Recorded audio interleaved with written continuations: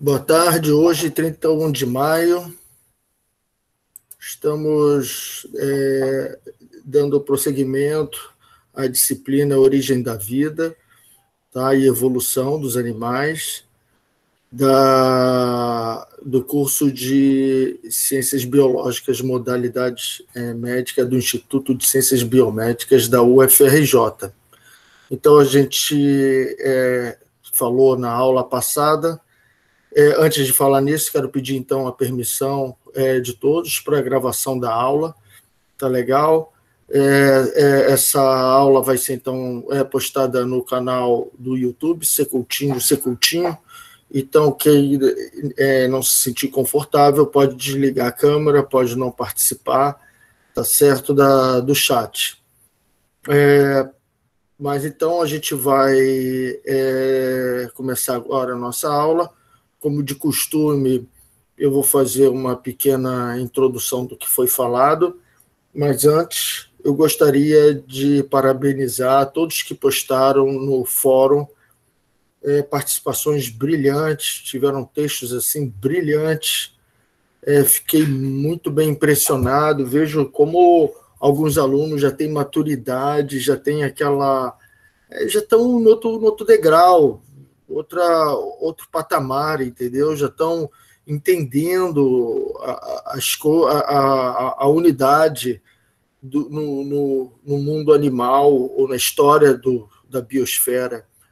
Então, essa capacidade de enxergar o macro, o micro, e ter uma noção da história é realmente o sinal de maturidade. Então, quero parabenizar todos eles. Tiveram realmente bons textos. É legal? E isso me dá muito ânimo para continuar, porque se pareceu que estão aproveitando tudo que foi falado até agora, acho que então vão gostar também da aula de hoje, porque a aula de hoje realmente é muito interessante. Não cabe a mim dizer isso, vocês têm que sentir isso, mas se fosse assim, valer só um depoimento pessoal, eu diria que depois que eu entendi a gastrulação nesse nível, tudo começou a fazer mais sentido, tudo ficou mais claro e mais plausível. Inclusive, o tema de hoje, da aula de hoje, que é entender um pouco mais da formação do corpo através da gastrulação. A gente parou no ponto do surgimento da gastrulação, onde começaram a aparecer tecidos internos, tá certo? Epitélios internos, devido ao dobramento. Então, a gente viu esses movimentos morfogenéticos de dobramento do epitélio, viu também transição epitélio-mesênquima, com as células mudando sua programação de expressão gênica, perdendo a adesividade ao epitélio que ele compõe, e por isso se transformando numa célula sem afinidade ao nicho onde ela está. Então, ela é como óleo na água. Então, ela espirra para fora e, com isso, começa a participar da formação do interior da esfera, do que era uma blástula. Então, esse é o processo de gastrulação, esse é o início do mesênquima, o início do precursor do mesoderma. É a partir daí que começa o mesoderma, a partir de células que fazem essa conversão epitélio-mesênquima. E o endoderma vem justamente do epitélio, que é preservado, mas que sofre um dobramento. Então, você pegando os dois grupos de células, uns fazendo transição epitélio-mesênquima e dando origem ao mesênquima, e estruturas internas de preenchimento. E o outro, mantendo a conformação epitelial, dobrando e formando uma gastreia ou um arquênteron, que é um intestino primitivo, nesse caso em forma de um saco. Então, as esponjas já possuem esses epitélios internos, essas invaginações, tá certo? Então, a gente viu isso aparecendo nos primeiros animais, isso foi sofisticando, os resumos de vocês falaram muito bem sobre essa transição da larva neotênica, já com o quinidário, as novidades do quinidário, como a gente compara organismos modernos entre eles e tenta ver uma ancestralidade em comum, quais foram as novidades, como é que surgiram, acessos genes envolvidos nesse processo, foi falado nos resumos, dando toda uma base de evolução gênica para o aparecimento de epitélios, neurônios e a partir daí músculo.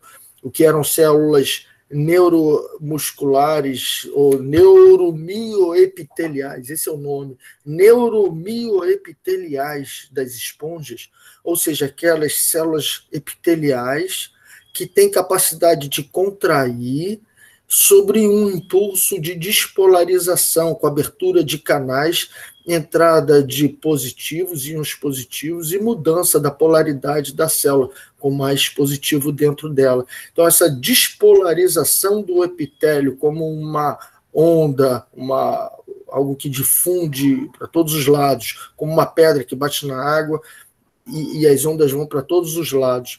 Então, essa despolarização em sequência acontece no epitélio das esponjas, e são esses epitélios que contraem também. Então, elas são mioneuroepiteliais por causa disso. E foram as esponjas que têm esse sistema até hoje. Imagina os descendentes. Por quê? Porque houve uma sofisticação depois nos quinidários, tendo células epiteliais fazendo a função epitelial, tendo neurônio associado ao epitélio e tendo o músculo já dissociado do epitélio. Não é mais mioepitélio, mas sim um mio sozinho, um músculo sozinho, já diferenciado. Então é sempre assim, você tem células fazendo múltiplas funções e conforme os animais vão se sofisticando, cada tipo celular vai se especializando. Então, isso torna tudo mais plausível, mais lógico, mais gradativo, e a gente vê simplesmente o aprimoramento e sofisticação do que já existe. Ok? Então, isso que foi falado no fórum e na aula passada. Eu posso até mostrar algumas imagens rapidinho, se vocês quiserem, mas, a princípio, eu acho que está bem entendido isso. Me pareceu, pelo que eu li no fórum. Então, eu pergunto, vocês querem que eu passe alguma imagem da aula passada sobre a origem da gastrulação?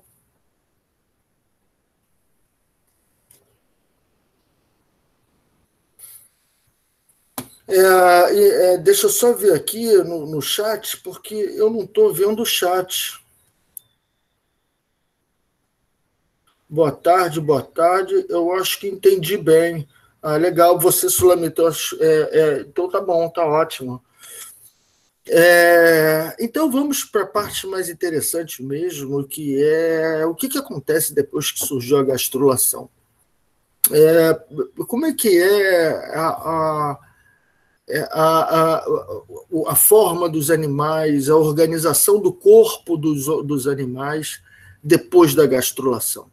Então, isso é a aula de hoje. É a aula que a gente vai entender agora o surgimento dos bilaterais. A gente vai entender o que eles têm em diferente dos quinidários, né? Que já tem epitélio com membrana basal, que tem neurônio, que tem músculo, células musculares, né? Na mesogleia, na geleia interna. Então, agora não, agora os triploblastos vão ter mesoderma e vão ter eixo antero, posterior, dorso, ventral, direito, esquerdo, o tubo digestivo interno, rodeado por um mais externo, que é o mesoderma, que é rodeado pela epiderme, que vem do ectoderma. Então, esse eixo também é organizado na gastrulação. Então, rostral, caudal, dorsal, ventral, direita, esquerda, e interno, meio e externo. Esse eixo interno, externo. Então, a gente vai ver agora os bilaterais surgindo e organizando a massa celular nesses eixos. E a gente vai ver que começou aí um processo que foi tão vantajoso de organização da diferenciação celular ao longo desses eixos, de dizer onde é que vai ser a cabeça, onde é que vai ser o olho, onde é que vai ser a boca, onde é que vai ser a parte final, o que, que vai ter lá, que estruturas terão lá, que tipo de célula para essa região, que expressão gênica terá nas células dessa região, como a diferenciação celular ela se faz de uma maneira coerente nesses eixos para que o animal tenha sucesso reprodutivo e possa espalhar os seus genes. Então, a gente vai ver hoje como a gastrulação, através de pequenas mudançazinhas num processo que é extremamente conservado, que é homogêneo, mas pequenas variações ali vão dar grandes mudanças no padrão de organização do corpo. Então a gente vai ver a gastrulação nessa evolução dos animais, organizando os diferentes corpos dos animais. E você vai ver como pequenas mutações, pequenas diferenças na gastrulação podem gerar grandes mudanças na organização do corpo. Tá legal? Ok? Tá, então eu vou começar agora, depois dessa pequena introdução, eu vou projetar uma tela.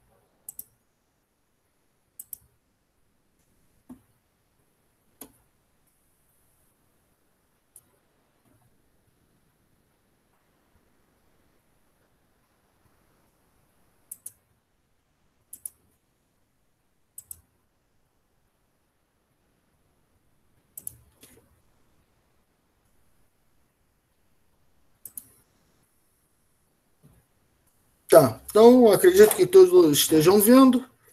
Tá lá. Hoje o tema vai ser, então, segmentação. Isso foi até discutido por um aluno no fórum. Bem interessante a colocação. E a organização dos eixos através da gastrulação, ela envolve a segmentação do corpo. Isso eu vou explicar. O que é isso? Vamos considerar, então, que o eixo primário seja esse, rostral caudal. Esse que é o principal. É onde vai estar a sua boca com seus olhos, seus órgãos de sentido, e vai começar a sua digestão, e a digestão vai ter toda uma dinâmica, com etapas bem precisas, até o final, que é a absorção e a excreção. Então, toda essa organização do corpo no eixo primário, a gente vai focar bem mais, porque esse eixo primário é primário, né? Ele é importantíssimo. Então, a gente vai focar muito mais, então, nessa organização rostral caudal, que a gente chama de eixo primário. E a gente vai ver que os animais são segmentados nesse eixo. Tá? Como assim segmentado? Segmentado significa feito de unidades que se repetem, de segmentos, tá certo? São segmentos conectados uns aos outros. Isso é uma representação artística da fauna pré-cambriana, com esponjas quinidares e os primeiros bilaterais, tá certo? Como esse aqui, que ele está representado no desenho, mas ele também tem um fóssil aqui. Esse tem um corpo segmentado, olha, é só você pegar um segmento, repetir ele várias vezes, que você faz o bicho crescer. Então é muito fácil você aumentar o tamanho do corpo, basta repetir o que já existe. E para que isso aconteça, você precisa ter algumas forças modeladoras, como, por exemplo, a disponibilidade de nutrientes. Não dá para você viver se você não tiver nutrientes, se você não tiver uma temperatura adequada. Isso significa que a Terra estava esfriando e, ao mesmo tempo, a fotossíntese estava já bombando, estava com plena produção de oxigênio, já começando a mudar a atmosfera, mas era abundante. Então, o oxigênio é importante porque o corpo pode crescer. Eu consigo fazer o oxigênio circular por todas as minhas células. Como ele é um bom aceptor de hidrogênio, eu consigo fazer toda a respiração celular, aquela coisa de síntese de ATP, que o oxigênio é usado para juntar com o aceptor de hidrogênio para fazer água. Então, o oxigênio vai lá para a respiração celular, gerar ATP. Com ATP, a célula tem abundância de energia. É igual pedir para uma cidade crescer com energia baratinha, com gasolina baratinha. A cidade vai crescer fácil. Agora, pega uma cidade que a gasolina é cara e que a eletricidade é cara. A cidade não vai crescer muito, porque é custoso o pouquinho de energia que você consegue.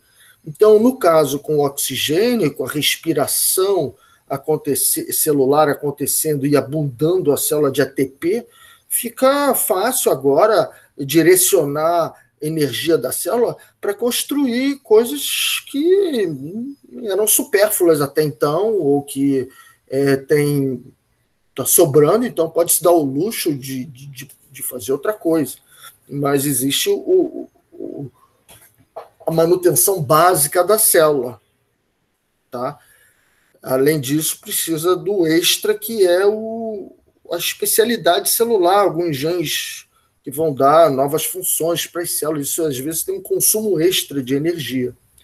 E predação. Predação porque você tem a competição, você tem querendo pegar mais comida que o outro, e você precisa detectar, você precisa distinguir, você precisa se locomover, você precisa sentir o ambiente, você precisa, com isso, desenvolver órgãos de sentido, órgãos de distinguir, órgãos de eficiência na motilidade, para movimentação, tá certo? Então, a predação é fundamental como força que leva à complexidade, que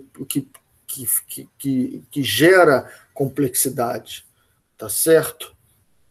Porque são novos desafios que o organismo terá, como achar sua comida, locomover, capturar, tá certo? E reconhecer e navegar, tudo isso.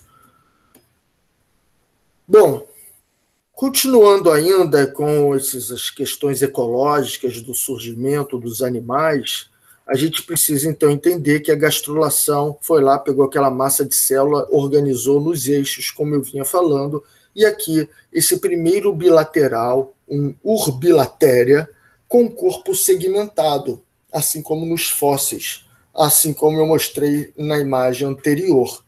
Aqui a gente já vê claramente uma região que a gente poderia chamar de anterior, rostral.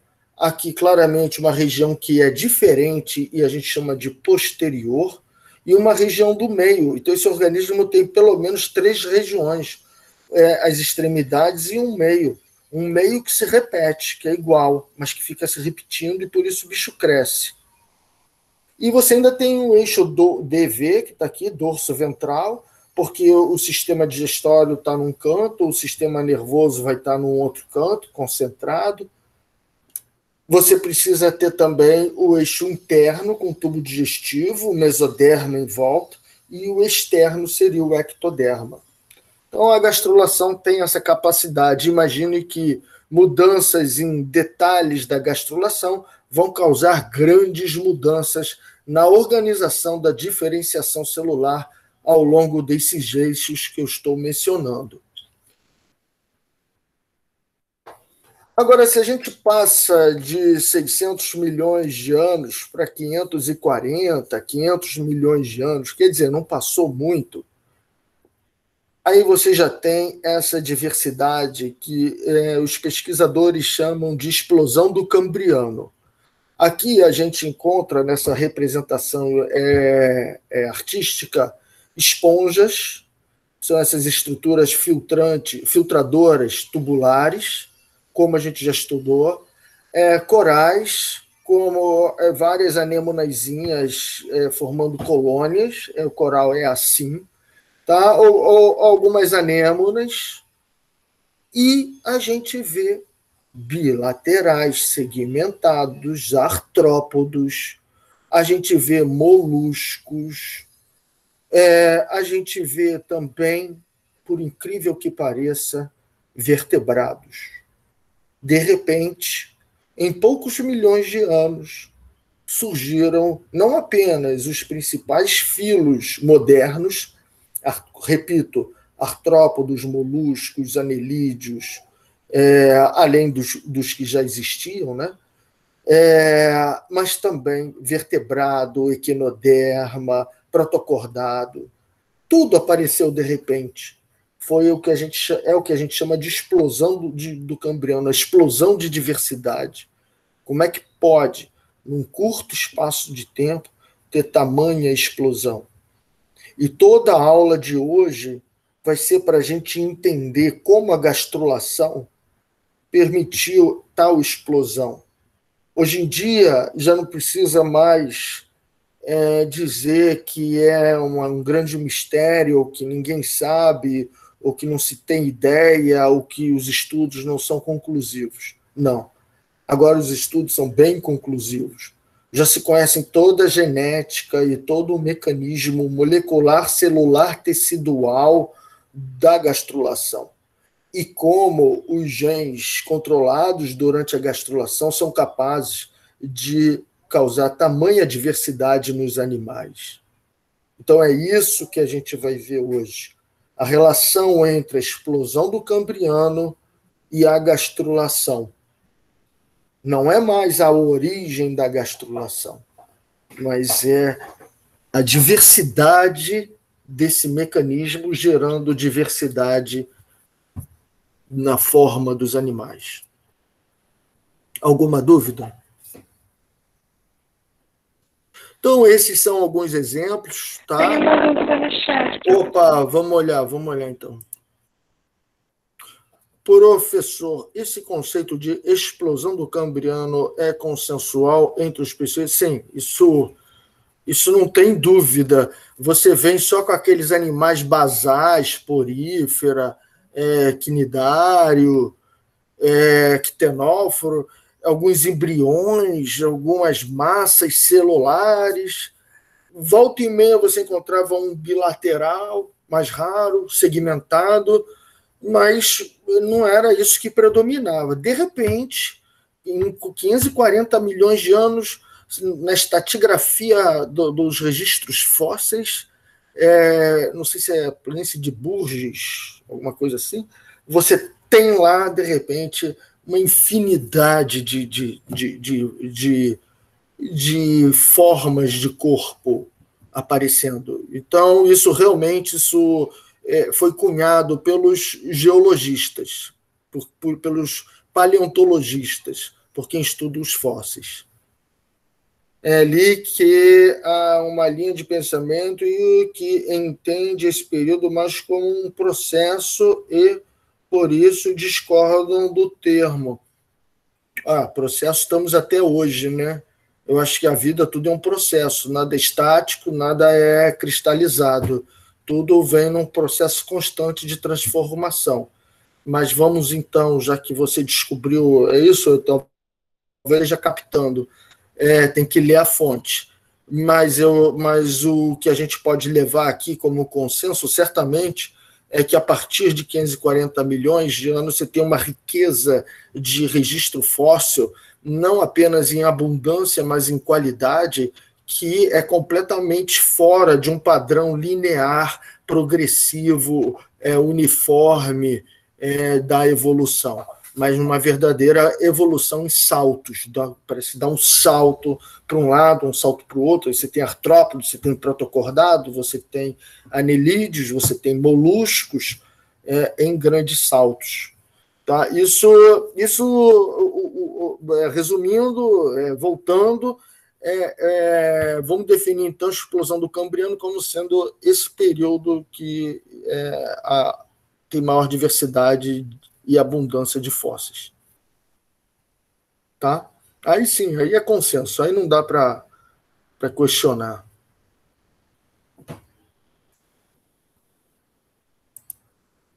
Bom, então está aqui projetado um braquiopódo, que ele tem, olha, uma estrutura bem complexa. Com certeza ele tem um eixo antero-posterior, tá? A região rostral bem mais sofisticada, com apêndice. Isso, apêndice é outra característica. Você precisa organizar o crescimento de apêndice. Esse animal já tinha isso. E olhando o mecanismo genético de criação, de formação de apêndice, é semelhante entre os animais. Então, apêndice já começou a surgir nesse momento, durante o Cambriano, tá ok? A gente tem a Anomalocari, temos esse peixe sem mandíbula, temos a marrela, temos a opabinha, olha só, também um eixo dorso-ventral, tentáculos, corpo segmentado, região sensitiva no anterior, cauda propulsora no posterior, tá certo? Esse alucigênia é porque o pesquisador, quando viu tamanha diversidade nunca visto antes, desculpa eu não saber o nome, não dar o crédito, ele ficou tão assim, embasbacado, que a quantidade de filos novos que ele estava. Achar uma espécie nova já é difícil. Imagina você encontrar filos completamente inexistentes e insuspeitáveis de peixe, de artrópodos, de tudo. Então, ele botou esse fóssil em alusão que ele estava alucinado. Tá certo? Acredita que esse bicho esteja de cabeça para baixo. Na verdade, as pernas estão para cima e essas cerdas sejam algum sistema de proteção dele, tá? Algum tipo de espinho. E o trilobito, que é um dos animais mais antigos, até hoje tem trilobito vivendo, guardam essa organização com um eixo organizado, artrópodo, né? Que articulam, estruturas que articulam, e com eixo anterior, posterior, dorso ventral, direita e esquerda. Então é isso. Vejam só quantos animais não surgiram nessa época. E está aqui uma representação artística do que seria esse peixe ancestral que surgiu junto com moluscos, artrópodos, anelídeos e outros mais. Então, eles tinham essa placa óssea.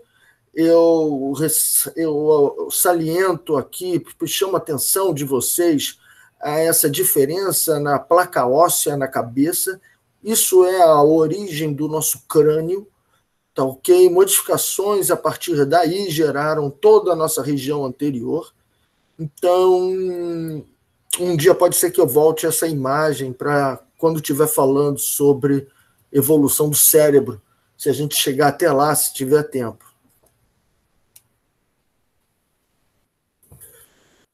Bom, eu gostaria agora de apresentar alguns animais modernos, como os artrópodos, tá certo? Representados aqui na esquerda superior.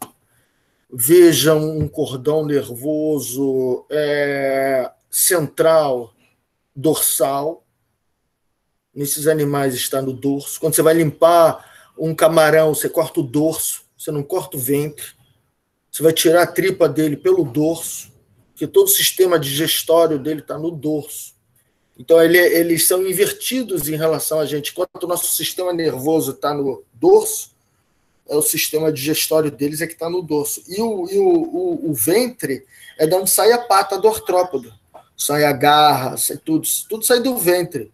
A barata, a pata sai do ventre. Por quê? Porque o cordão nervoso está no ventre, tá certo? Nos artrópodos. Então, desculpa, artrópodo aí está no ventre. Todos esses gânglios nervosos por segmento. Veja que organização segmentar do cordão nervoso. Olha só como nervos estão partindo de cada gânglio que organiza cada segmento do corpo. Então, esses artrópodos guardam essa organização que foi inventada lá no Cambriano. que é dividir, ou até pré-cambriano, que é dividir o corpo em segmentos, depois com a concentração do sistema nervoso num cordão, você tem depois a formação de segmentos, e os gânglios é onde o neurônio mora, e ele manda axônios para a periferia para inervar o segmento. Então, cada bolinha dessa é um gânglio onde o corpo do neurônio mora, e para a periferia vão os axônios. Conforme o bicho vai ficando com órgão de sentido na região anterior, os gânglios cefálicos vão ficando maiores. Então, para processar luz, paladar, antena, precisa de gânglios cefálicos maiores. A aranha tem segmentos também, mas parece que está tudo meio congestionado, tudo apertadinho. Então, ela tem essa organização, mas guarda esse padrão segmentado do corpo também. Eles são os aracnídeos, né? Agora, na direita, a gente está vendo desde uma minhoca com corpo segmentado, com gânglios, onde os neurônios moram, com axônios conectando cada segmento e a sua periferia, dando uma integralidade na contração muscular, dando uma integração no movimento do bolo alimentar. Então, a organização em gânglios é extremamente vantajosa porque organiza cada segmento de forma independente. Então, você bota um segmento na frente do outro, você faz o bicho crescer e com neurônio você controla o movimento de todos eles. Então, a gente vê que esse padrão em forma de cordão nervoso, obedecendo à segmentação do corpo, vem sendo conservado na evolução dos animais, e até vertebrado guarda esse tipo de organização. Olha como nós também temos o corpo segmentado, nossa coluna vertebral representa os nossos segmentos, entre cada vértebra da coluna vertebral saem axônios, que vão para a periferia, que vão inervar o segmento aonde esse neurônio está com axônio, que está saindo dessa altura no eixo rostral caudal, ou seja, anterior-posterior. Então, a gente está vendo que, nesse período do Cambriano, quando surgiram os primeiros bilaterais, eles inventaram esse padrão de gânglios segmentados, com corpo segmentado, e isso foi aproveitado tanto na linhagem dos vertebrados, de origem àquele peixe que eu mostrei, quanto foi aproveitado também nos artrópodos, e dá origem a tudo isso que eu estou mostrando também no artrópodo. Então, esse ancestral comum, ele é que tinha um corpo segmentado, e gânglios integrando esses segmentos, um par de gânglio por segmento. Alguma dúvida? Bom, nessas duas partes aqui de baixo, inferiores, eu estou mostrando dois indivíduos de um grupo que a gente chama protocordado. Quer dizer, ele é proto, é como se fosse um protótipo, só para ajudar, tá? É didático isso. Então, é um protocordado. Quer dizer, ele é quase um cordado. E o que é um cordado? Cordado é que tem coluna vertebral. E essa coluna vertebral surge a partir da notocorda. A notocorda é a estrutura que foi sofisticada e que deu origem à coluna vertebral, a parte óssea. Isso aí. Deixa eu ficar por aqui para não falar besteira, tá certo? Mas a presença da notocorda é característica desse grupo, tá ok? Então, esses protocordados é que estão começando a fazer vértebra e que já possuem a notocorda. Pronto, essa é boa explicação. E por que a notocorda é importante? Qual é a relação que ela tem com a vértebra? Tá, então, são coisas distintas. Notocorda, por favor, não é sistema nervoso. Tá? Notocorda é apenas um tecido do mesoderma. É um tecido lá do interior que surgiu assim a princípio para ajudar na formação. Ela participa ativamente na gastrulação, no processo da gastrulação, é uma das primeiras estruturas a ser formada, é a notocorda. Então, a notocorda realmente ela vamos dizer, organizadora. Ela faz parte como uma estrutura que emite sinais que vão dorsalizar, que vão organizar todo o dorso do animal. Então, todo o dorso do animal vai ser organizado pela notocorda. Como assim? Ela emite hormônios, emite sinalizadores, moléculas que vão grudar no receptor de células vizinhas. Então, essa notocorda, sim, participa aí no desenvolvimento embrionário, organizando o dorso. A gente diz dorsalizando, responsável pelo dorso. Então, ela marca o eixo dorsal, a região dorsal do eixo dorso-ventral. Muito bem. Só que a notocorda, ela surgiu a princípio para dar sustentação, já que o bicho estava crescendo. Como esse bicho está crescendo, antero-posteriormente, vários segmentos, olha aí os segmentos repetidos nesse protocordado. E como ele não tem essa carapaça de quitina que artrópodo tem, que tem problema de ter que ficar fazendo muda, lagosta tem que fazer muda, a gente não faz muda. Então, a gente não tem a gente não tem um exoesqueleto igual o artrópodo tem.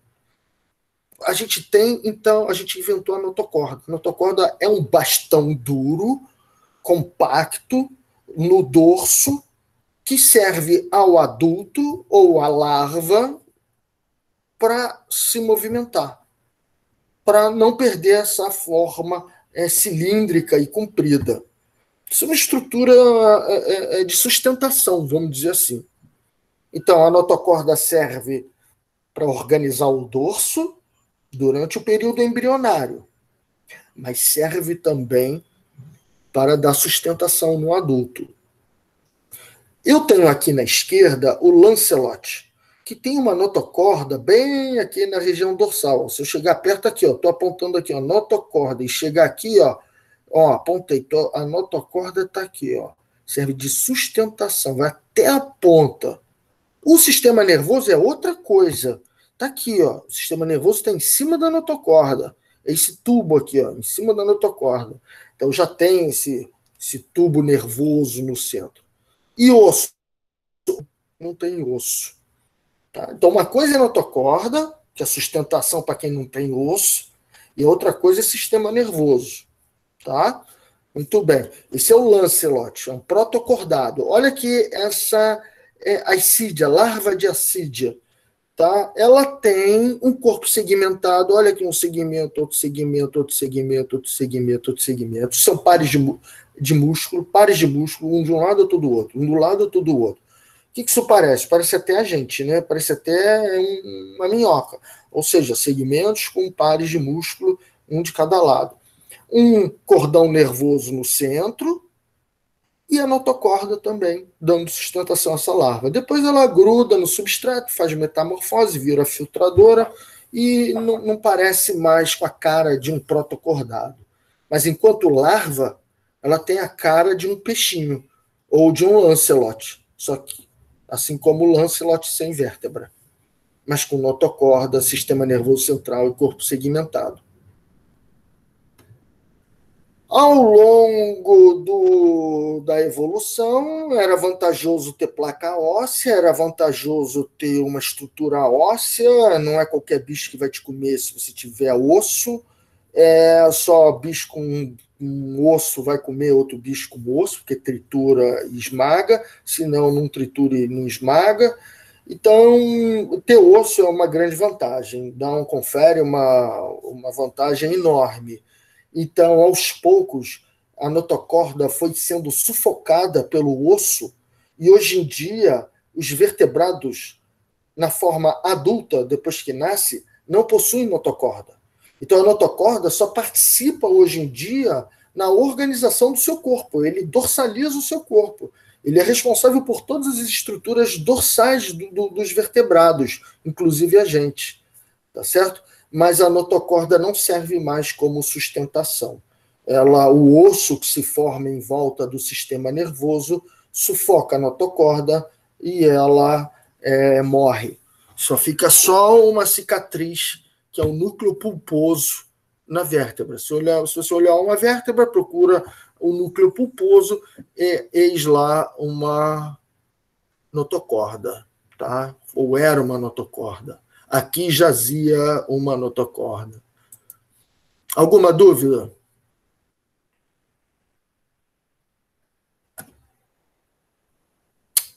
Tá, então tá. Então, qual é a mensagem? A mensagem principal é o eixo anteroposterior, sempre organizado em segmentos. Os anteriores começam a ficar diferentes dos posteriores, que começam a ficar diferente do meio.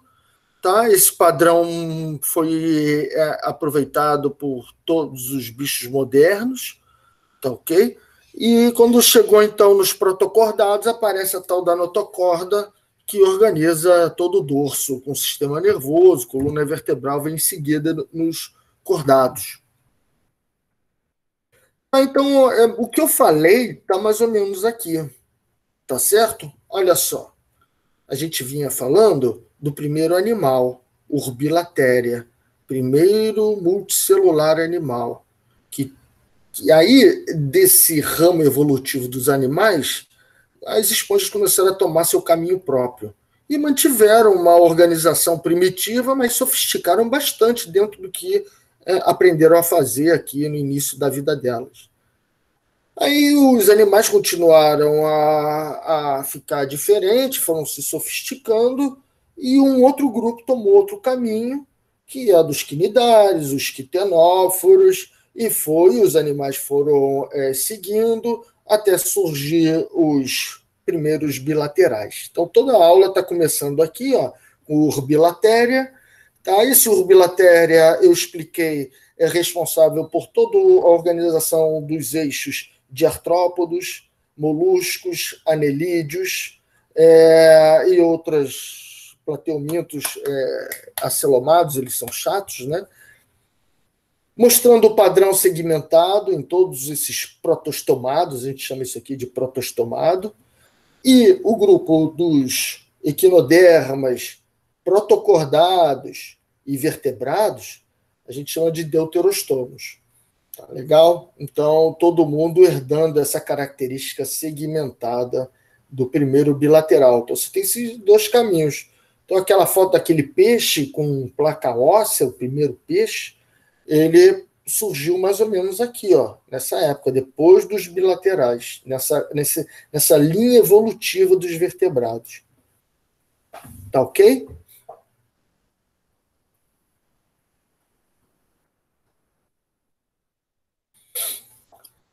Muito bem, aqui é um ovo de inseto. Veja o padrão segmentado na expressão gênica. Esses são genes que são expressos no ovo de forma segmentada e organizam toda a repetição que vai acontecer no padrão do corpo. Tá legal? Essa é a estratégia na gastrulação. Isso aqui já é gastrulação, tá certo? Tá promovendo, olha aqui, olha aqui a linha primitiva, olha aqui o sítio de gastrulação. É nesse momento que a segmentação está se formando junto com a gastrulação. E veja esse gene aqui, ó, even, que é um gene que é usado pelos vertebrados também para segmentação. Então, veja só, o mesmo gene que os vertebrados usam para organizar os segmentos do corpo é o mesmo gene que os artrópodos usam para organizar a segmentação do corpo. Se o mesmo gene é usado aqui e é usado aqui, mais parcimonial pensar que o ancestral comum, que é o Urbilateria, tinha esse gene também fazendo isso, tá certo? Organizando segmentos.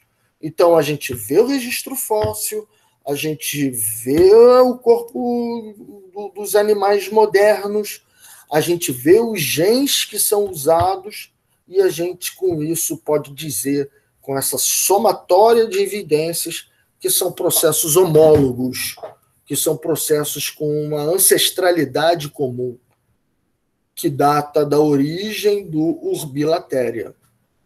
Tá ok?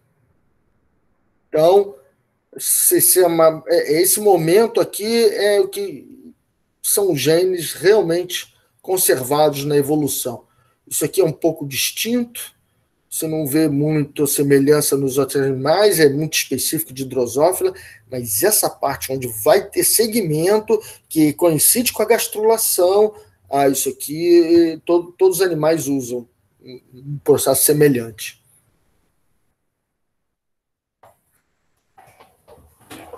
Eu mostrei, eu gostaria agora, só rapidamente, mudar a imagem que eu estou apresentando, que eu gostaria de apresentar outra coisa aqui.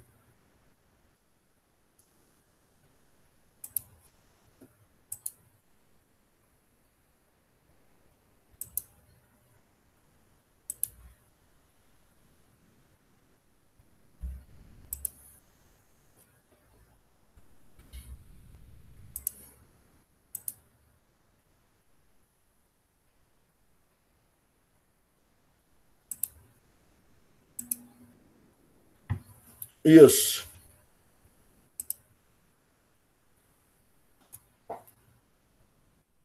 Pronto. Bom, o que eu estou mostrando aqui? Eu estou mostrando aqui um ovo de sapo, um ovo de galinha, um ovo de camundongo, um zigoto, desculpa, e um ovo de peixe. Mostro que nessa parte cinza é a parte que a gente chama de polo animal.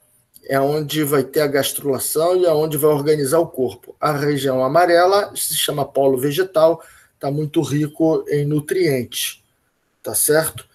Então a gente vê que, na verdade, o que vai formar o embrião é uma placa aqui que está curva, tá certo? É igual pegar um mapa mundi, que é redondo, e botar ele na forma de um disco, de uma placa bidimensional. Basta você cortar aqui as extremidades e abrir isso. Então, na verdade, a gente pode enxergar o desenvolvimento como vindo a partir de uma folha bidimensional. Na galinha, isso fica mais evidente, porque o ovo é tão grande, a gema é tão grande, que é só no cucuruco da gema, no polo da gema, que você vai ter a formação do embrião, como um disco. Assim como a gente está numa terra redonda, mas saindo na rua você vai achar que a terra é plana, tá? Mas é que você não tem dimensão da curva toda. Então, a gente está vendo sempre o desenvolvimento embrionário numa região tão pequenininha que acaba sendo um disco, tá certo? Essa região. Como aqui também é um disco, como aqui também é um disco. Então, sempre você vai ter, na verdade, nos vertebrados, essa questão de disco. E se a gente for, então, considerar essa organização dos três folhetos, ectoderma, mesoderma e endoderma, em disco, então a gente vai precisar considerar isso aqui, olha.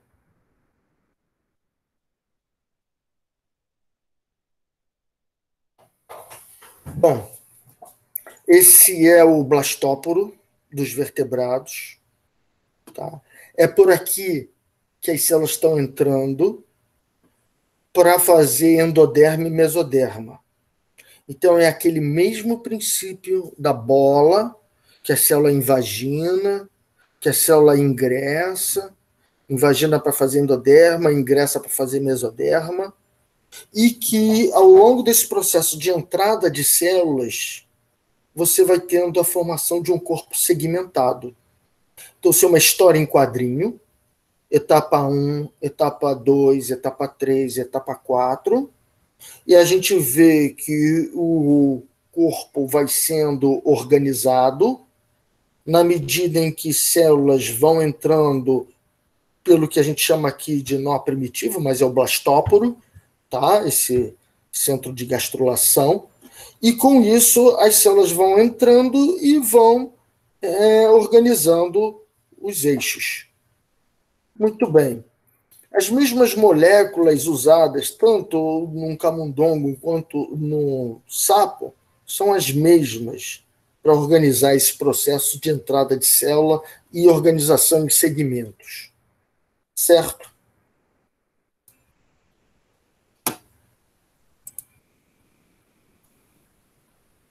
Bom, agora eu vou voltar aqui rapidamente para a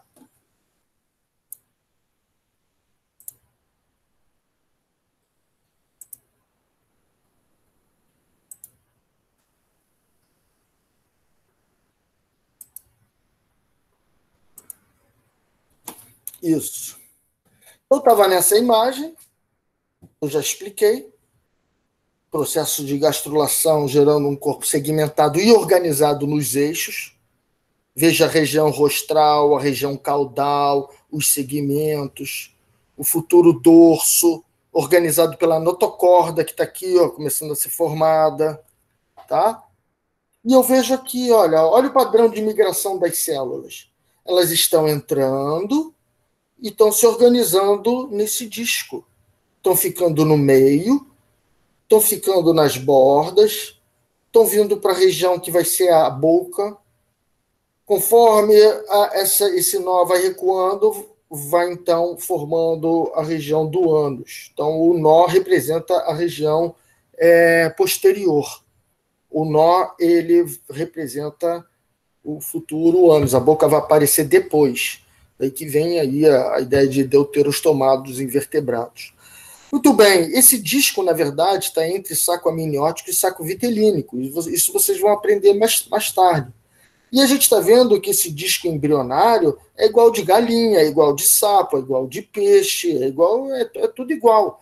É sempre formando ectoderma, mesoderma e endoderma e usando as mesmas moléculas. E sempre também gerando um corpo segmentado. Isso é ser humano. Isso é um corpo segmentado igual de uma minhoca, repetindo várias vezes o mesmo pedaço. Tá? Deixa eu passar rapidamente aqui. Isso é um processo de formação desses segmentos durante o processo de gastrulação, que não vem muito ao caso. Aqui, insetos usando esses mesmos genes e promovendo o processo de segmentação. Larva de organismos também apresentando essa segmentação. Então, está aí como base da organização do eixo primário. Muito bem, então antes da gente prosseguir, eu vou ver se alguém tem alguma pergunta ou se alguém tem alguma colocação. Alguma pergunta? Alguma colocação? Algo pode melhorar? Então manterei do jeito que está e vamos continuar, então, falando agora sobre o que acontece com esses segmentos. Uma minhoca tem um corpo metamerizado, ou seja, segmentos idênticos que se repetem monotonamente. Mas a gente não. Nós temos o corpo segmentado, mas os segmentos cervicais são vários, são diferentes uns dos outros. Cada um vai inervar uma parte, um anel do meu corpo. Mas depois começam os segmentos torácicos. Eles têm vértebras maiores, mas as vértebras crescem pelas laterais e formam as costelas. Então, essa costela que eu tenho aqui, na verdade, veio da vértebra do segmento. Então, quando formou o segmento, formou a vértebra. Quando formou a vértebra, cresceu a costela. Depois eu começo a ter segmentos no abdômen que já não tem mais costela. Eles vão diminuindo, já não gruda mais aqui no centro, começa a grudar meio que na lateral, vão ficando pequeno, tem uma costela que fica flutuando, até chegar em vértebras lombares, que são grandonas para aguentar o peso, vértebra sacral, que já começa a fazer o rabo, tá certo? E já junta com a bacia. Então, essa região posterior já é bem diferente. Já tem a bacia, tem o sacro, é tudo fundido, tem um monte de buraquinhos, forames, por onde sai nervo. Então, já a segmentação já está tudo fundido um no outro, mais ou menos, ali no cóccix. Muito bem, então vejam que os nossos segmentos são diferentes. Cada segmento tem sua identidade própria. Agora, imagine eu entendendo o que dá identidade aos segmentos. Imagine eu fazendo o seguinte, olha, segmento da pata, repete aí mais uma vez. Ou segmento do tórax, repete mais aí algumas vezes. Ou o segmento do pescoço, repete aí mais algumas vezes. Vamos fazer o pescoço ter mais segmentos, em detrimento de quantidade de segmento de tórax. Vamos fazer agora segmento de tórax ser mais quantidade, em detrimento, comendo, então, alguns outros segmentos. Ou não, ou mantendo os outros, só que aumentando a quantidade mesmo de segmentos torácicos. Então, com pequenas mudanças na programação da identidade dos segmentos, eu consigo gerar grandes mudanças na formação do corpo, na organização do corpo. Ok? Então, eu acho que todos estão curiosos, querendo saber como a gastrulação consegue coordenar a migração da célula, que ao mesmo tempo forma segmentos com a sua própria identidade de acordo com o eixo rostral-caudal. Como a gastrulação consegue modificar isso e gerar animais diferentes através de pequenas mudanças nesse ajuste da gastrulação. Tá? Então, a gente vai ver agora, na medida do possível, porque vocês são alunos do primeiro período, então a gente vai ver até onde dá para ir com essa noção de identidade dos segmentos. E pasmem, porque é verdade. O que eu vou falar é um fato. Existe um desenho do corpo de vocês estampado no cromossoma. Sim, é verdade. Eu consigo olhar o cromossoma, ver os seus genes e sei mais ou menos como é que você vai organizar a sua diferenciação celular ao longo dos eixos. Eu consigo ver o desenho da organização dos seus genes no genoma e posso te dizer como você vai dar identidade a cada segmento ao longo desse eixo primário, rostral-caudal. Tá certo? Então, a questão é como a gastrulação consegue ler esse desenho dos genes no cromossoma, interpretar isso para organizar a identidade dos segmentos ao longo do eixo primário. Então, quem entende isso, entende como é que os animais ficam diferentes, entende como é que houve a evolução, entende a explosão do Cambriano, tá certo? Entende como eu faço para fazer um bicho diferente, se eu quiser também, ou imaginar, ou por que esse bicho ficou diferente do outro. Tá? Recentemente, eu vi uma aluna postou para mim, no fórum, a foto de um pintinho com um par de asa e 4 pés. Olha que interessante. E me perguntou, isso é gêmeo? Ou isso é um problema da gastrulação, que eu estava dando essa aula? Olha só, cara, apareceu uma reportagem de um pintinho, tá no Facebook, procura no Facebook e acha. Um pintinho que tem 4 patas, o que é isso? Ou é gêmeo, realmente, gêmeo que que nasceu colado, tão junto, dois sítios de gastrulação, dois organizando o corpo, só que estavam tão juntos que compartilharam a região anterior, então só a posterior que ficou distinta. É o mais provável. Ou, muito pouco provável, muito pouco, é mudança na identidade dos segmentos. Tá legal? Então vamos lá, vamos tentar ver aí, na medida do possível, que mecanismo é esse que permitiu a explosão do Cambriano. Tá ok? Alguma dúvida? Bom, eu acho que vocês já viram essa imagem que eu estou projetando, né? Acho que já estão vendo. Muito bem. O que eu estou mostrando nessa imagem? Um experimento. Um experimento para eu ver o que vai acontecer. Mas a pergunta, essa é a questão. Que pergunta que foi feita? Que esse experimento responde? Tá certo? Por que ele é conclusivo? Por que não precisa de mais nada? Ele por si, ele já explica um monte de coisa. Porque a pergunta que foi feita é a seguinte: quando nascem os segmentos, eles já têm a identidade deles?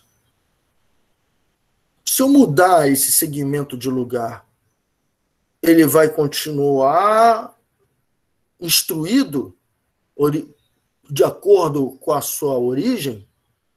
Ou ele vai assumir um novo papel de acordo com a nova posição que ele se encontra? Será que ele já estava tão comprometido que ele é incapaz de enxergar qualquer outra instrução?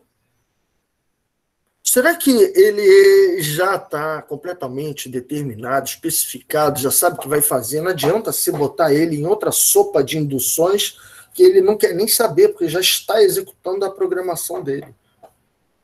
Ou não. Ainda tem células que ainda não se decidiram completamente.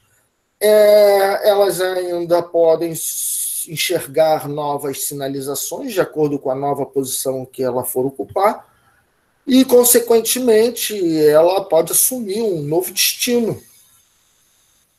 Então, o experimento que se faz para indagar se a gastrulação é capaz de dar identidade aos segmentos é mudar o segmento de lugar. É virar ele ao contrário.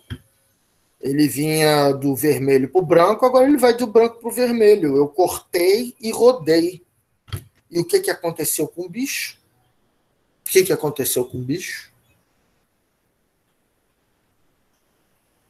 O bicho nasceu invertido, com os segmentos invertidos. Qual é a conclusão que eu chego? Sim.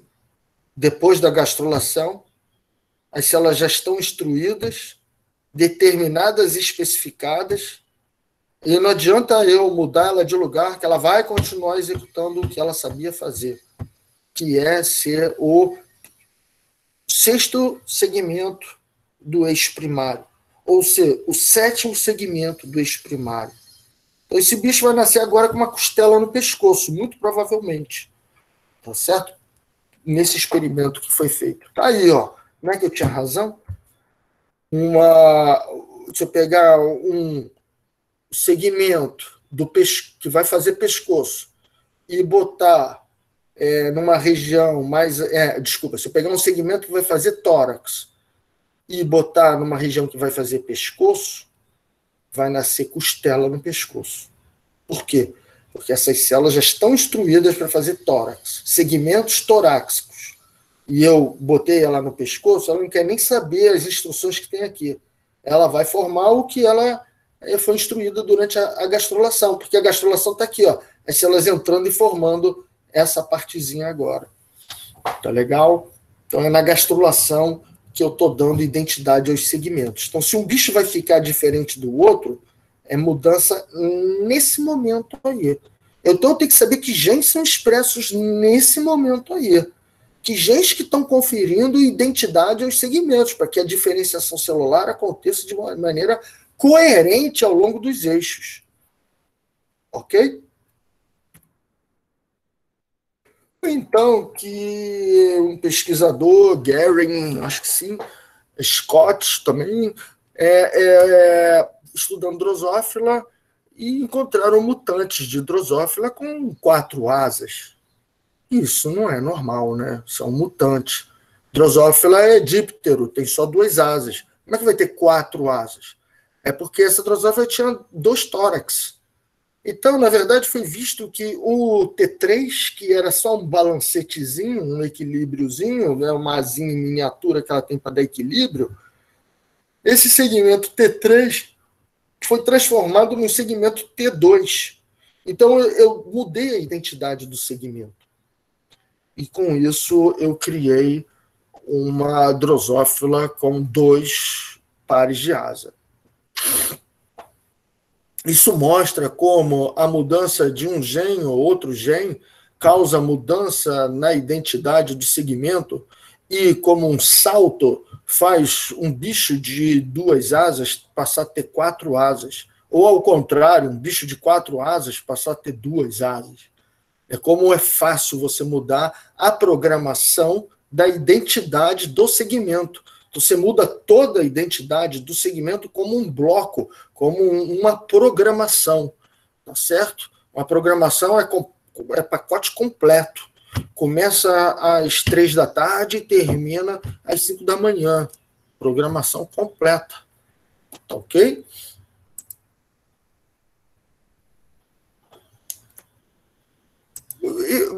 Vocês estão achando interessante essa organização modular, dando identidade aos segmentos? Então, né? Bem interessante isso, né? Vocês nem podiam imaginar, né, que o módulo era acionado e você tinha toda uma mudança de identidade por causa disso. É muito interessante.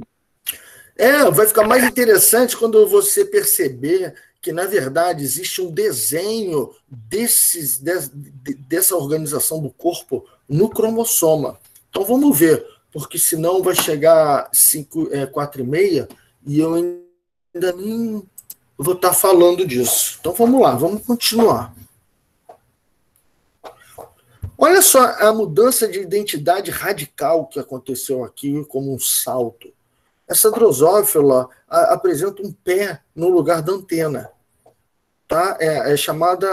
A outra se chamava mutação ultrabitórax.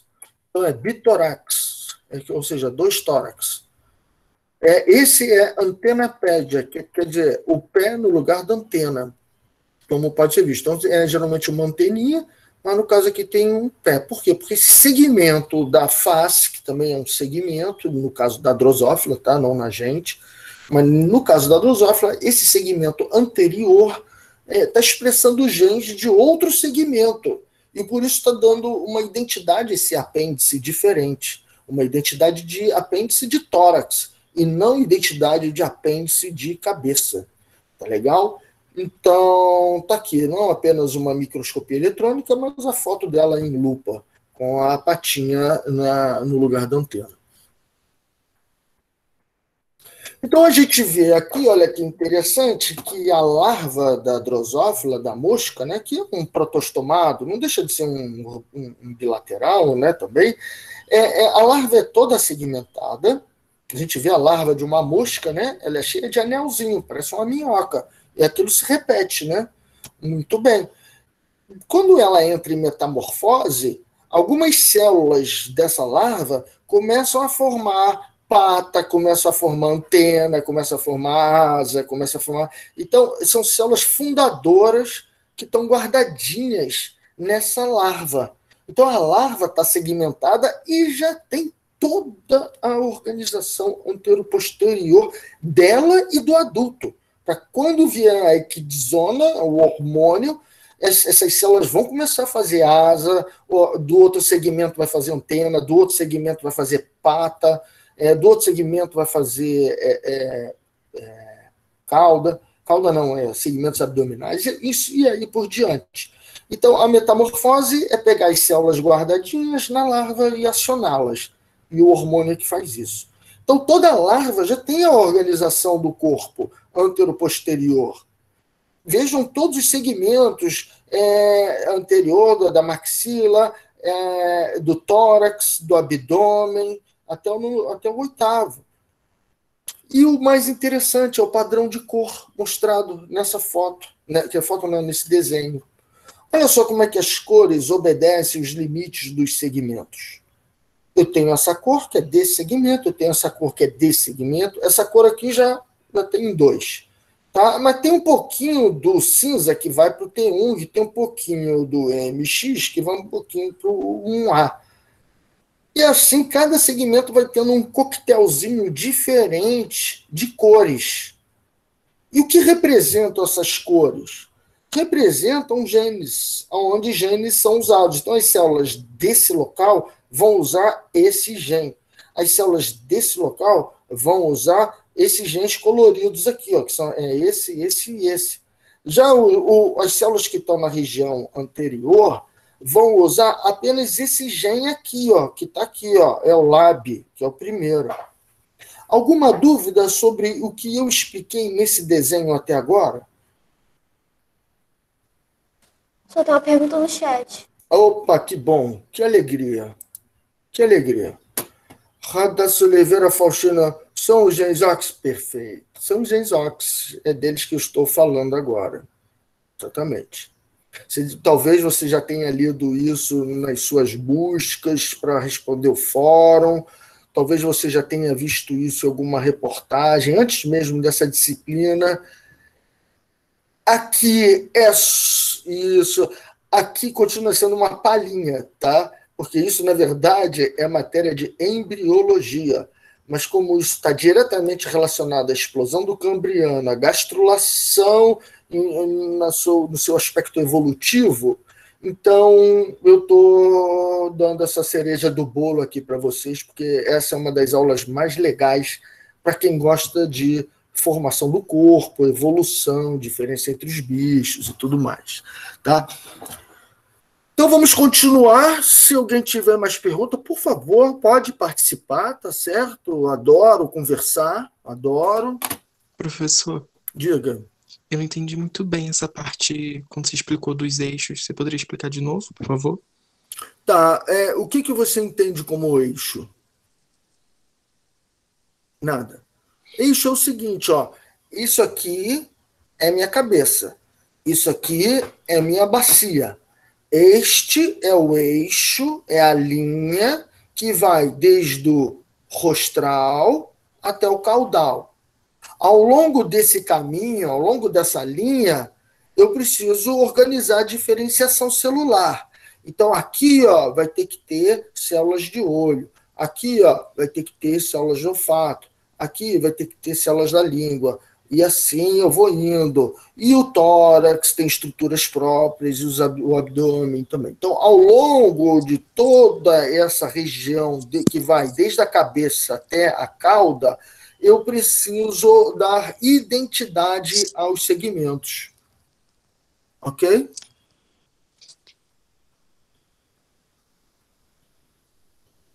Ok, Ericles? Eu acho que meu fone não estava funcionando. Tá funcionando agora? Tá, agora tá. Foi sim. Ok? Então, já respondi, já agora tudo faz sentido com esse minutinho de explicação? Tá tranquilo? Sim, eu só tinha me perdido nessa parte quando você começou a explicar esse slide, porque eu estava anotando. Ah, tá. Então tá, olha, veja esse slide, é muito importante entender esse slide, anota realmente, tá? Então aqui, ó, esse é o anterior do adulto, esse é o posterior do adulto, e que é o anterior da larva, que é o posterior.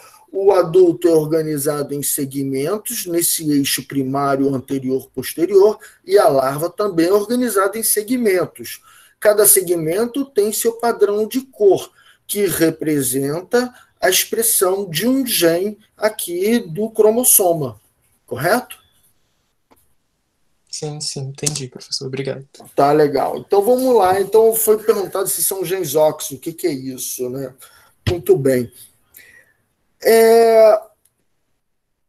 Antes de falar, eu gostaria de realçar aqui o que está diante dos olhos, para terminar de explicar a figura. Né? O que está diante dos olhos? Que existe uma correlação entre a posição desse gene que dá identidade ao segmento com aonde ele vai ser expresso. Então, o primeiro gene desse grupo é expresso no primeiro segmento. O próximo gene desse grupinho vai ter que ser expresso mais posteriormente. O último gene desse grupinho será expresso apenas, ou quer dizer, apenas não, será majoritariamente expresso no último segmento, e só ele no último segmento. Então está tendo uma correspondência entre a posição desses genes e o local, o segmento que eles dão identidade. Então, por isso que eu digo, existe um desenho do nosso corpo, você vai ver que isso também tem na gente, um desenho do nosso corpo na ordem dos genes no cromossoma. Porque esses genes que estão na ordem no cromossoma são os genes que dão identidade aos segmentos. Olha o antenapad aqui. Se eu fizer esse gene ser expresso aqui, vai nascer uma antena. Por quê? Porque esse gene confere identidade torácica e se ele tiver expresso no primeiro segmento, vai ter estrutura de tórax aqui. Olha o bitórax. Ele é expresso aqui no T3. Se ele for deletado, o mesmo gene do T2 vai estar no T3. Então, eu vou ter tórax com asa no T2, nesse segmento, e, de novo, tórax com asa nesse outro segmento. Por quê? Porque eu deletei esse aqui e o mesmo gene do T2 está sendo expresso no T3. Ou seja, a mesma identidade no T2 vai ter no T3. Ou seja, o que vai aparecer no adulto aqui vai ser igual ao que vai aparecer nesse segmento mais posterior vizinho. Ok? Bom, se todos concordam que existe essa colinearidade, essa correspondência, que existe um desenho do meu corpo na ordem desses genes, a questão agora é que genes são esses? O que é isso que está agrupado e a ordem é importante para organizar o corpo? E que isso é lido na gastrulação. O que a gastrulação faz é ler isso. É decifrar a ordem dos genes no cromossoma e fazer com que cada gene seja expresso em apenas um segmento. Então, conforme os segmentos vão sendo formados, na gastrulação, esses genes vão sendo usados de forma colinear, de forma a dar identidade aos segmentos. E assim eu vou organizando todo o corpo do animal. Ok? Alguma dúvida? Como essa é a parte mais importante da aula, eu estou dando chance para o diálogo. Tá legal? Esses genes são reguladores de transcrição. O que são reguladores de transcrição? São genes que, quando são usados para fazer RNA mensageiro, esse RNA mensageiro vai lá para o citoplasma, esse RNA mensageiro vai ser usado para fabricar proteína, que vai atuar como regulador de transcrição. Essa proteína volta para o núcleo e regula a transcrição. Então, esses genes, LAB, PB, DFD, SCR, eles codificam proteínas que moram no núcleo para regular a expressão gênica, o que faz muito sentido. Porque se eu quero dar identidade ao segmento, isso significa que eu tenho que organizar a expressão gênica dessas células, para que ocorra a diferenciação celular de acordo com a posição desse segmento. Então, é mais do que normal pensar que esses genes vão codificar proteínas reguladoras da transcrição. Vão dizer quais genes devem ser transcritos, quais devem ser usados para fabricar RNA mensageiro e daí proteína. Então, esses são genes reguladores de transcrição, ou seja, são genes maestros, eles são master controls, eles orquestram a diferenciação celular no segmento. Eles, por isso, dão identidade ao segmento. Esses genes, eles controlam a formação do corpo.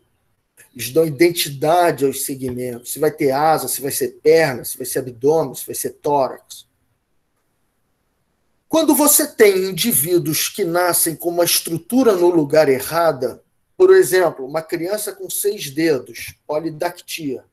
Isso é um programa de formar dedo que foi acionado no local errado. Isso é a mutação homeótica.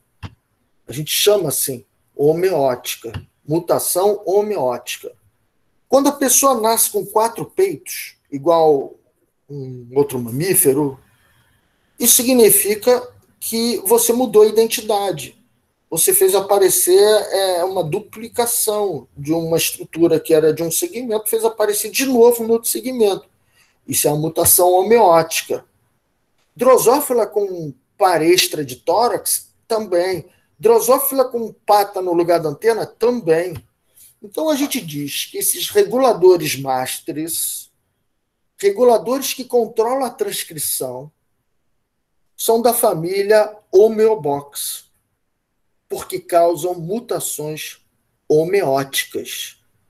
Mutações onde a estrutura nasce no lugar errado, no momento errado. Por isso, esses são genes da família Homeobox. Todos esses genes são da mesma família. Eles têm uma semelhança muito grande na sequência deles, principalmente no sítio ativo, na parte que realmente está lá funcionando mesmo. Aí eles são extremamente conservados. Esses são membros de uma família que surgiu com os animais, que são esses genes da família Homeobox. Tá? Bom, surgiu em fungo, tem genes semelhantes, mas assim, dizer que é da família mesmo é a partir dos animais, a partir de esponja. Esponja tem, tá certo? Genes da família Homeobox, bem característico mesmo. Então você vê que coincide com a origem dos animais e esses genes vão se organizando agora em grupos. Essa é a diferença entre esponja e os outros animais, quinidário, por exemplo. Porque até quinidário tem um gene no começo e um gene no final no mesmo cromossoma. O início de um complexo, início de um agrupamento desses genes. Mas você vai chegando depois em Urbilateria, esses genes agora já estão em grupos. Então, olha, veja que é um do lado do outro, que está do lado do outro, que está do lado. Geralmente, os genes estão muito distantes. A região entre os genes, geralmente, é 100 vezes maior que isso, 1000 vezes maior do que está representado aqui. Na verdade, os genes estão muito diluídos no genoma, com exceção desses complexos com genes Homeobox. Esses complexos com genes Homeobox, eles são uma exceção. Poucos os locais no genoma que tem tanto gene um do lado do outro. E por isso a gente chama isso de complexo, um complexo gênico. E um complexo gênico feito de reguladores de transcrição da família Homeobox é dito como complexo OX em vertebrados ou complexo OM em invertebrados. Então, esse é o complexo OX que eu vou escrever aqui. OX em vertebrados. E o homólogo, o correspondente em invertebrado, se chama ON. Então, por isso, quando a gente quer falar de uma maneira genérica, a gente fala o complexo OX-ON. Assim você engloba todo esse grupo envolvido em organização da identidade dos segmentos, que dá identidade aos segmentos. Tá?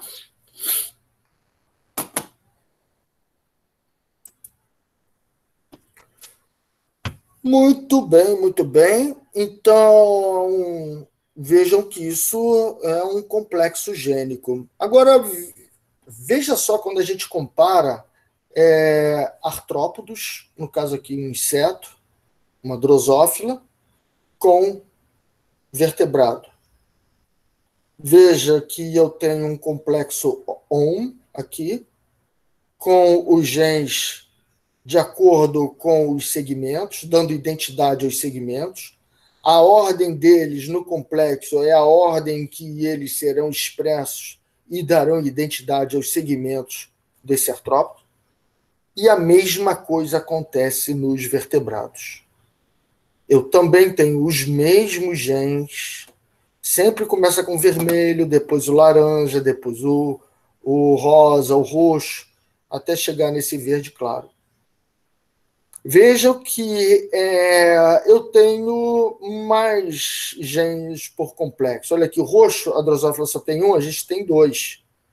Veja que o verde claro, a drosófila não tem, a gente acrescentou esses. Tá certo? Mas sempre também obedecendo à organização no cromossoma. O primeiro vai ser responsável pela identidade de segmentos anteriores e os últimos serão responsáveis pela identidade dos segmentos mais posteriores.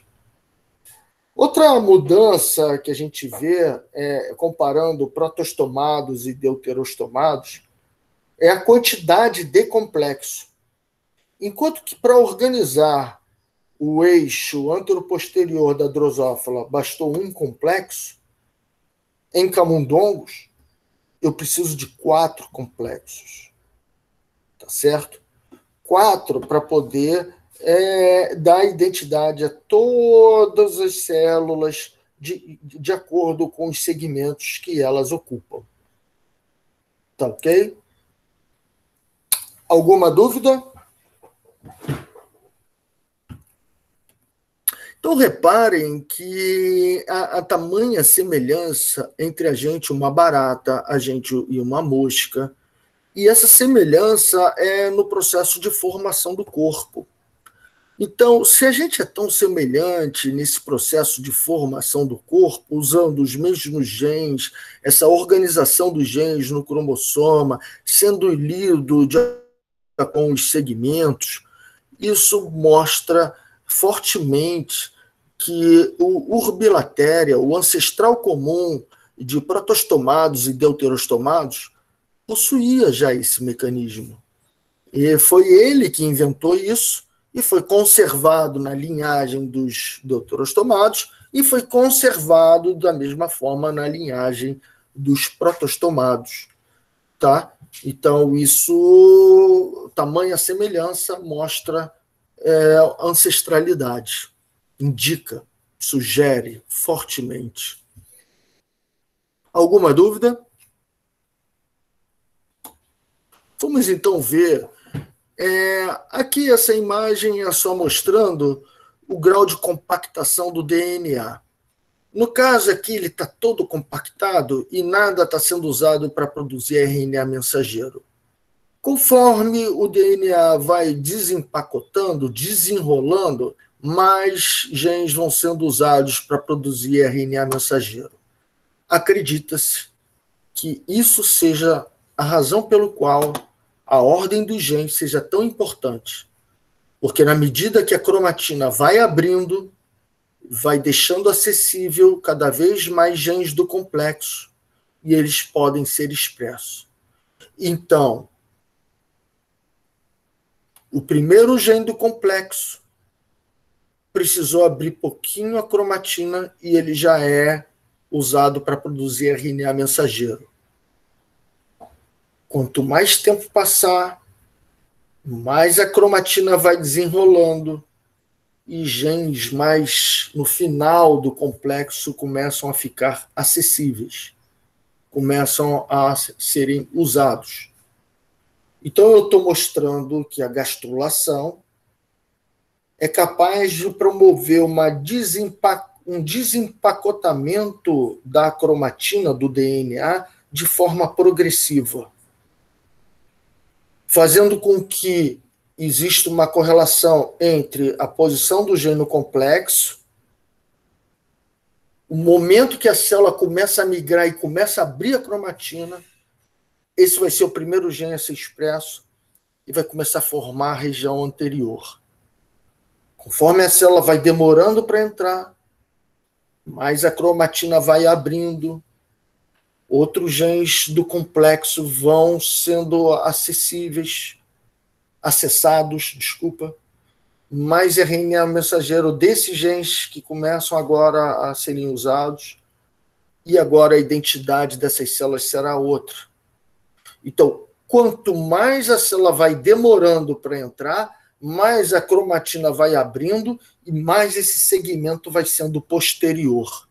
Então, isso mostra esse desenho que a gente iniciou, essa parte da aula, onde a gente mostra que primeiro é formada a cabeça, aí mais célula vai entrando, vai formando o pescoço, aí mais célula vai entrando, vai formando o tórax, e aí mais célula vai entrando, por último forma o abdômen.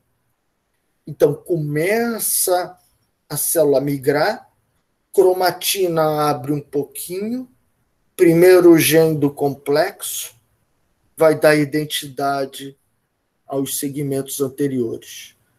Quanto mais a célula demora para entrar, mais a cromatina vai abrindo, mais os últimos genes do complexo vão sendo acionados, e por isso a identidade desses segmentos vão sendo segmentos mais posteriores.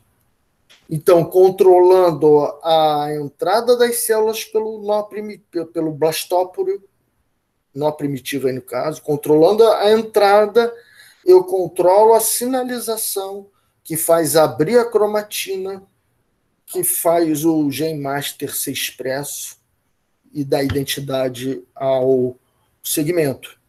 Então vejam que a ordem, por isso, é muito importante. A ordem dos genes no cromossoma. Essa ordem. Porque as primeiras células vão vir para a cabeça, vão expressar os primeiros genes. Quanto mais a célula demora para entrar, mais ela vai ocupando regiões posteriores, mais a cromatina vai abrindo, e são esses genes mais esverdeados que serão expressos, porque a cromatina abriu mais. Alguma dúvida? Então, a gente está vendo que a gastrulação é capaz de causar a segmentação e também ir dando a identidade dos segmentos, tá certo? E isso explica a evolução dos animais, porque eu mudando a identidade, mudando a abertura da cromatina um pouquinho mais, um segmento vai se repetir, ou um segmento não se repete, posso ter mais tórax, eu posso ter mais pescoço, bastou essa cromatina abrir mais ou menos, é outro gene master que vai dar a identidade ao segmento e o corpo muda completamente, tá? Fazendo o bicho ficar pescoçudo, fazendo o bicho ficar com tórax e assim por diante.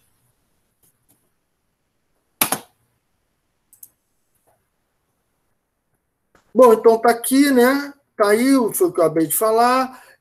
Os genes vão sendo usados, olha só, uma correspondência, quanto mais no início do complexo, ele é expresso bem no início, mas os genes que estão no final do complexo, eles só são expressos depois, porque a célula que formou aqui teve que abrir bastante a cromatina, e esse B13 teve que ser expresso só aqui, porque só aqui conseguiu abrir a cromatina até esse final. Bom, isso aqui eu vou passar. Da mesma forma que eu consigo induzir 2 tórax na drosófila, eu consigo induzir uma costela extra nos vertebrados. O mesmo gene, que causa bitórax na drosófila, causa na gente a mudança de identidade de um segmento abdominal para um segmento torácico. O que era aqui, onde eu estou mostrando o primeiro lombar, se transformou no último torácico. Tá certo? Então, houve uma mudança na identidade do segmento. E, de novo, envolvendo segmentos do tórax, assim como na drosófila. É o mesmo gene, só que tem o gene correspondente de drosófila e tem o gene correspondente de camundongo.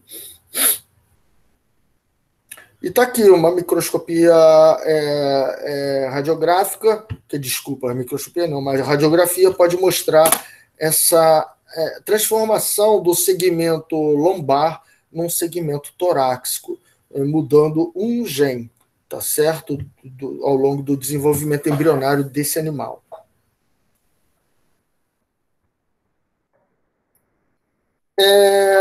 Aqui é uma relação da quantidade de genes homeobox.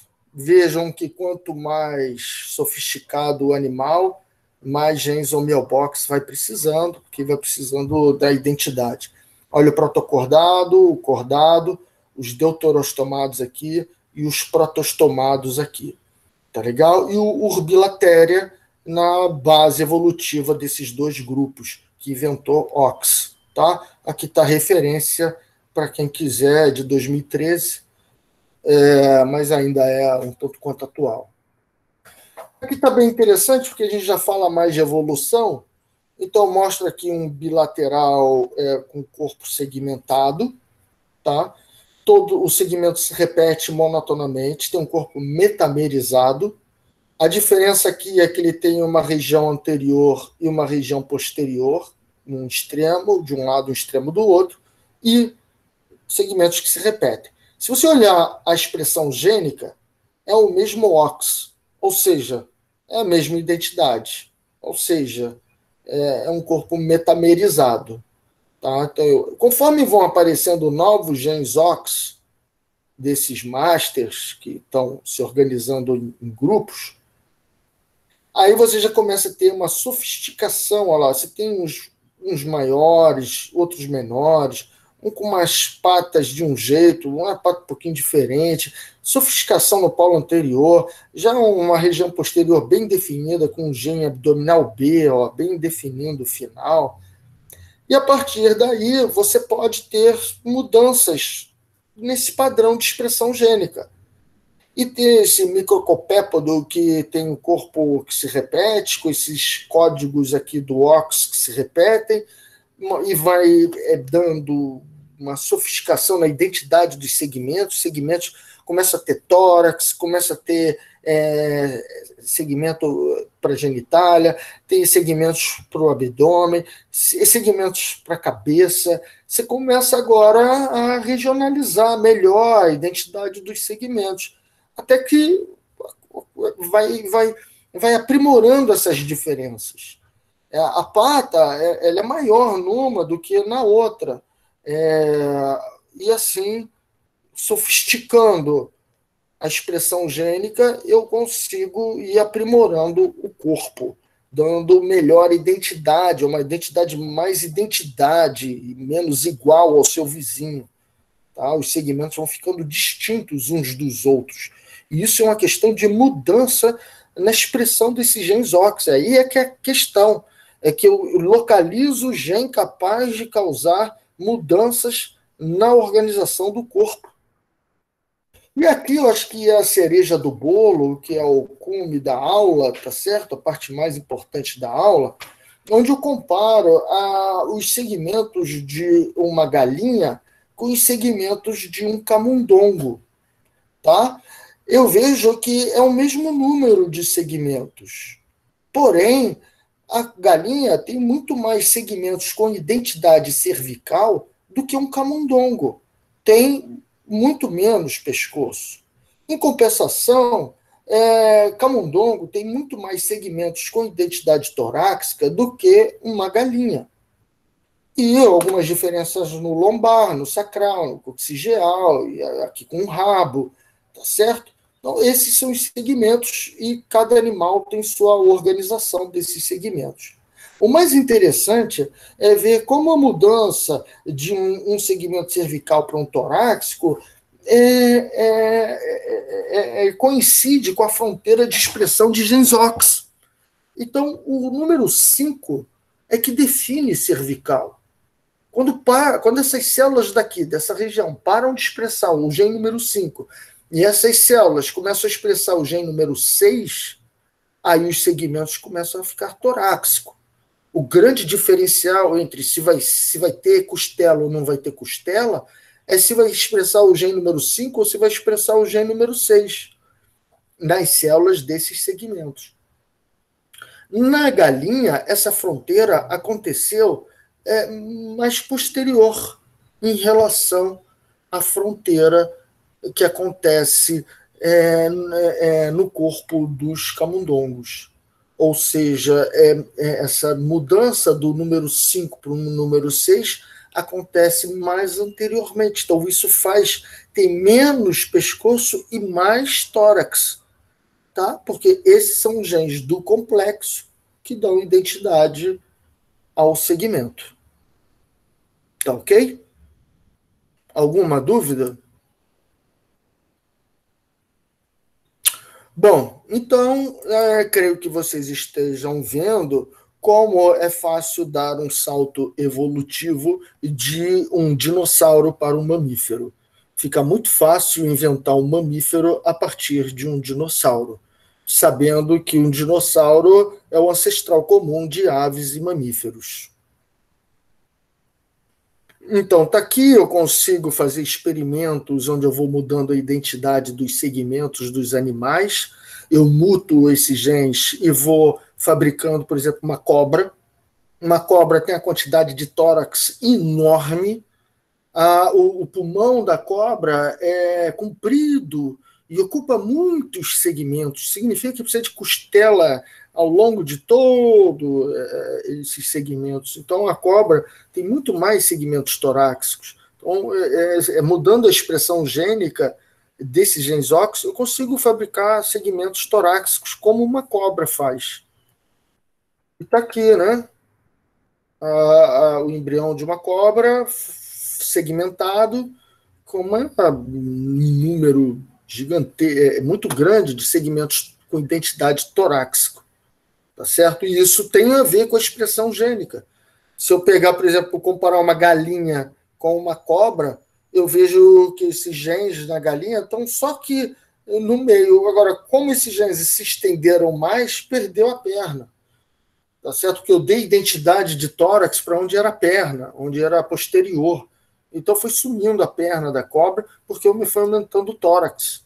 E ela tem vantagem, andar cheia de tórax, com vários segmentos, rastejando. Então, é fácil passar de um bicho para outro quando a gente entende que a gastrulação controla os genes OX. Então, está aqui, mais uma vez, segmentos mudando de identidade. Tá? Eu posso ter mudanças na quantidade de genes OX, eu posso ter mudanças na expressão desses genes OX, eu posso ter mudanças no próprio domínio da proteína OX, fazê-la regular de uma maneira diferente, e eu posso ter uma mudança nos genes que serão regulados pelos OX, que o maestro controla a banda. Então, seria o gene do violino, o gene da... O que vai acontecer depois do maestro? Que está downstream, que está abaixo nessa programação. Tá? Então, dependendo do tipo de mudança, eu espero as respectivas mudanças nesse desenho. Tá certo? Com grande mudança na organização do corpo, mudanças na identidade dos segmentos e aparecimento de características novas. Alguma dúvida?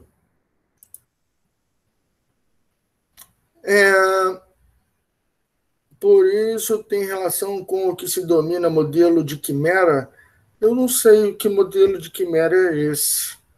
E depois você vê e me explica, porque talvez eu saiba, mas não estou sabendo com esse nome, o que tem exatamente dentro da tua cabeça, que você está se referindo. Professor, Tá? Oi. na verdade seria quando você falou sobre a transferência de algumas estruturas, tipo da drosófila com três asas, essas Não, questões. não é quimera, porque quimera é você imaginar que eu misturei pedaços de bichos diferentes. Não, eu não estou misturando bichos diferentes, tá? É o mesmo bicho que na hora de gastrolar causa uma mudança na identidade do segmento porque tem uma mutação no gen OX. Tá, quimera seria então entre indivíduos, seres diferentes, organismos diferentes. Isso, você precisa misturar bicho. Aham. Codorna com galinha, e a própria mitologia é isso, é um ser feito de blocos de outros bichos, de vários bichos juntos. Bom, deixa eu então. Oi, bom, se está tranquilo, deixa eu ir rápido, porque só tenho 3 minutos que eu gostaria de ainda abrir uma conversa ou alguma pergunta. Então, olha só o que eu estou projetando. Que mesmo em anêmona, você já tem a larva com um polo anterior, um polo posterior. Que o corpo da anêmona também tem, aqui, olha, genes de uma ponta e genes da outra ponta. Tá certo? Então, tá aqui. Não tem todos esses genes do meio, é só uma extremidade e outra extremidade. E o mais interessante, os genes que controlam a gastrulação controlam também a gastrulação de quinidário, de coral, água-viva, anêmona. E esse gene é um sinalizador que chama Wnt. E ele é que controla esses OX, junto com ácido retinóico, FGF, uma série de outros. Mas o interessante é que esse mesmo sinalizador tem em quinidário e que é responsável por dizer aqui vai ser o oral e aqui vai ser o aboral. Então aqui vai ter um OX, aqui vai ter o outro OX, dando características a essas extremidades desse corpo cilíndrico. Tá legal? Então a gente está vendo que tudo começou com quinidário. Esponja até tem OX, mas não tem um de uma ponta, outro do outro. É só genes separados e não são usados de maneira organizada para eixo. Não está associado com um eixo em porífera, em esponja. Mas em quinidário você já começa a ter isso, sim. Dois grupinhos, um grupinho na ponta, outro grupinho na outra ponta. Formou o oral e formou o aboral. Isso tudo usa o mesmo sinalizador, que é o Wnt, que está tanto em vertebrado quanto aí no quinidário. Então, tamanha semelhança. Eu posso até fazer uma comparação entre os animais e tentar imaginar como é que era o complexo OX do Urbilateria. O que é o básico, o fundamental que tinha nesse ancestral, se eu comparar os modernos? Então eu chego nesse esqueminha, deveria ter esse gene vermelho, esse verde, esse amarelo, esse azul. Esses genes é que controlam a organização do corpo desse bilateral, tá certo? Primeiro Urbilateria, e que depois sofisticou nos protostomados, fazendo um monte de vermelhinho, um monte de amarelinho e bem mais complicado. Mas o ancestral seria mais ou menos simples, desse jeito. E se eu for mais ancestral ainda, então é um gene numa ponta, outro gene na outra e acabou. É só uma extremidade oral aboral. Então tá aqui, ó, esse aqui é o ancestral hipotético comum, que se imagine que está organizando o corpo com genes OX. Começou. Então tá aqui, olha, 2 genzinhos numa ponta, 3 genzinhos na outra ponta, e eu já organizei o corpo de um quinidário, tá legal? De uma anêmona, por exemplo. Então, se eu não me engano, é nematostela. É ela mesma aqui, ó, nematostela. É uma anêmona. Então, veja aqui esse corpo da anêmona, uma região oral e uma região aboral. Um expressa uns genzinhos, o outro expressa outros genzinhos. Então, já começou uma organização de eixo. Isso foi sofisticado com o bilateral. Então, tem todo nesse artigo, é bem legal, que fala toda a evolução do gens OX, com um proto-OX ancestral, que deu o cluster NK, que depois fez o OX, o para-OX, o NKL, e assim sucessivamente. Esponjas possuem genes aqui, ó, desse grupinho, ó, mas não possuem genes desse grupo. Então, esponja acho que divergiu aqui nesse momento aqui, ó, quando tinha esses NKs aqui, olha. A partir daqui começa a ser Cnidaria que começou a inventar essas coisas aqui, ó. Tá? Do OX propriamente dito. E esse aqui serve para outra coisa. Esses é que servem para o eixo antero-posterior. Então, esponja não possui, mas quinidário possui. E para terminar, para chegar realmente no final, como eu disse para vocês, essa imagem aqui, nós não temos apenas um complexo OX, nós temos 4 OX, o A, o B, o C e o D. Pois é verdade, o C e o D serve para quê? Serve para fazer a organização dos eixos dos braços e pernas. Então, como eu pegasse um sistema que estivesse funcionando para organizar a diferenciação celular de forma organizada em eixos para fazer o corpo, vou pegar esse bloco que funciona e vou botar agora no burjãozinho que está crescendo, que será o meu braço. Então, eu uso esses OX para dizer que o dedão vai ser anterior, o dedinho vai ser posterior, a palma da minha mão é ventral, a minha unha está no dorso, o dedo é distal, o ombro é proximal. Cada parte do meu membro vai ser diferente de acordo com os eixos. Isso significa que houve uma diferenciação celular peculiar dessa região. Isso significa que foi expresso genes OX peculiares para aquela região. Então, quem tiver expressão do gene OX daquela região vai ser uma estrutura bem posicionada lá no eixo proximal distal, dorso ventral, anterior posterior. Tá? Então, é como se eu pegasse o sistema que organiza o corpo e fizesse ele funcionar também no apêndice que está crescendo. Não apenas toda a região dorsal é feita com esses genes OX, não apenas os membros são feitos com genes OX, mas o sistema digestório, aí entra para-OX, o mesoderma entra NKL, está aqui o NK, que entra o mesoderma. Então a gente vai vendo que é muito mais sofisticado, tem muito mais coisas interessantes para a gente falar aqui, mas é que realmente não está dando tempo. Então eu vou falar sobre isso e vou falar sobre a cabeça na próxima aula. A novidade da cabeça, a novidade do cérebro, a novidade, e vou repassar, tirar dúvidas também de toda essa parte. Tá legal? Sugiro vocês, então, participarem do fórum. É muito importante a participação do fórum. Tá? Vocês estão sendo a base para quem não está assistindo aula, quem não está pegando, assim, olha o fórum e está aprendendo mais com vocês do que comigo, que vocês mostram lá tudo bem resumidinho, bem bonitinho. Tá? Alguém tem alguma dúvida? Bom, se ninguém tem dúvida, desejo então uma boa semana para todos. Agradeço a gentileza da audiência, tá certo? Assistam a aula gravada para tirar dúvida, participem do fórum, como eu venho dizendo, e anuncio agora que vou parar de gravar. Desejo também tchau, uma boa semana.